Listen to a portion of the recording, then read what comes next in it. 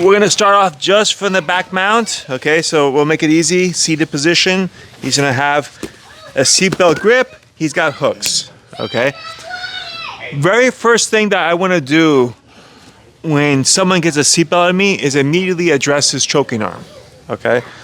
And let's do one demo first of what we're going to work for, and then we'll break it down. So I'm going to be here.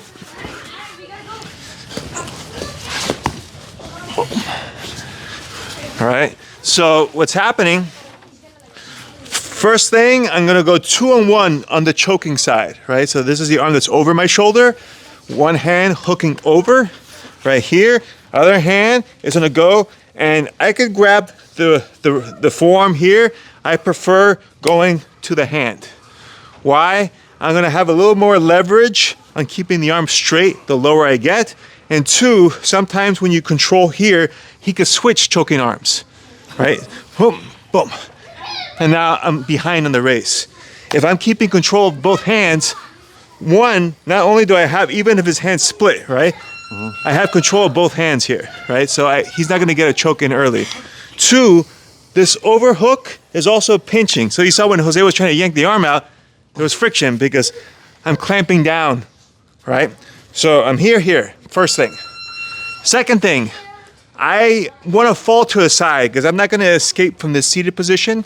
So it's going to be easier to go to the side. Now, the usual way we're going to escape, we're going to go towards his underhook. So you can see his left arm is under my left shoulder. I'm going to fall to that side. But I'm not going to just sag over like this, right? Because he's going to stay square behind me, right?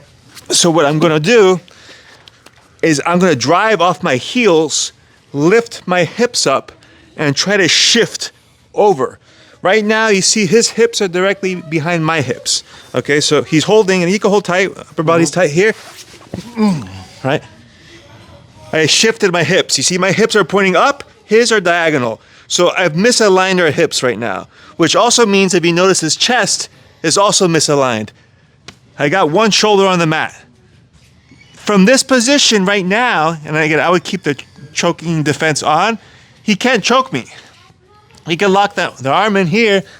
He's off angle. And he can't even connect the other hand here. Even if he managed to get it through, he can squeeze. It's uncomfortable, but not chokeable, right? So there's a few things that we did. I addressed the hands. I'm getting my hips off center. I'm also getting my head on the mat, okay? I drop out my heels. If we go slow-mo, I'm getting my hips up. I'm moving my shoulders up. And I'm moving my head from the right side, whoop, to the left side, where I could get on the mat. And again, from here, hips are off center. My back is off his chest. I'm in a much more safe position. I'm not really worried about getting choked here anymore, okay? One thing that is important is also look where my shoulders are. They're high.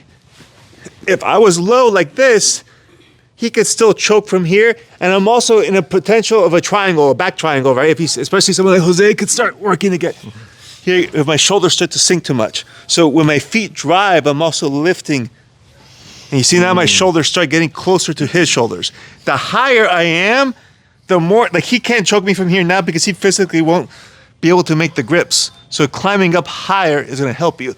So it's not just that I'm pushing to misalign my hips, I'm also pushing to get my shoulders up, right? So again, I'm here, tight, holding my hand, clamping down, chin down, drive off the heels, boom, get myself off. Once I'm here, if he keeps the hooks tight, and we're not gonna do body triangle just yet, right? But he just has the hooks in here.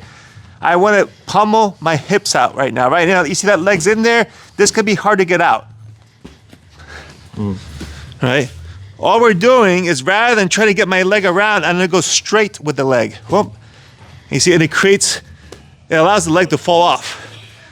You know, the more I try to bring it around here, it's gonna be sticky, the hook. Boom.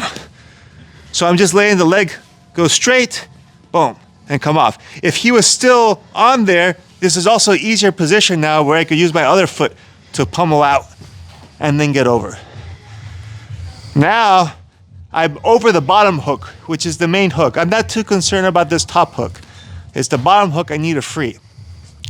But I'm not out of the woods yet.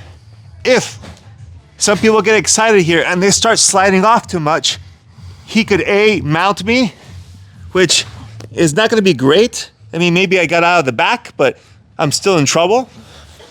Or if he reads it early, he could also turn me to force. If I start sliding off too much, yeah, and he could start to work to recapture the position, switch sides, and now I have to start all over again.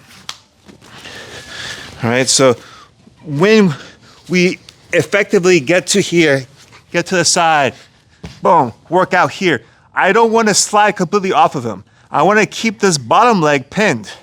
So I'll shift off a little bit, just about here, where like his knee is like right in the middle of my spine. That's enough to pin that bottom leg, and I'm not too concerned about him recapturing the back at this point, right? Now, my key to escape here is gonna be to get my elbow to go between us. If my elbow can hit the mat, he's not gonna be on my back anymore, right? Because if my elbow's down, he's not behind me, now he's on the side of me. And at this point, where I'm in the middle, it's very simple to turn in. And by keeping my weight on that leg, it makes it hard for Jose to go into a mount, right? Because that bottom hip's stuck, right? But if I slide off too much, now that leg's free and he's gonna be able to recover the top position, right? So I don't just wanna escape, I wanna end up with a top position. So we go one more time. Boom, 2-on-1, one hand hooking, one hand controlling the wrist. I'm gonna drive off my feet. I'm gonna shift towards the underhook side rather, get my head on the mat, get my shoulders up, try to misalign the hips, let the leg go straight. I could pummel out if I need to, step over. Shift just a little bit, elbow comes in between, and once my elbow can hit the mat, now I can turn in, boom, and get on top. Any questions? Okay, let's do it on 3. Ready? 1, 2, 3. Thanks for watching the video. If you enjoyed it, please like, subscribe, and hit that notification bell so you'll be notified of all of my latest videos on YouTube. But really the best place to find all my content is my website, davidmma.com. You can register for free and get access to 4 free courses, including Kimura Fundamentals, Essential Half Guard Kimura, Essential Half Guard Passing, and much more.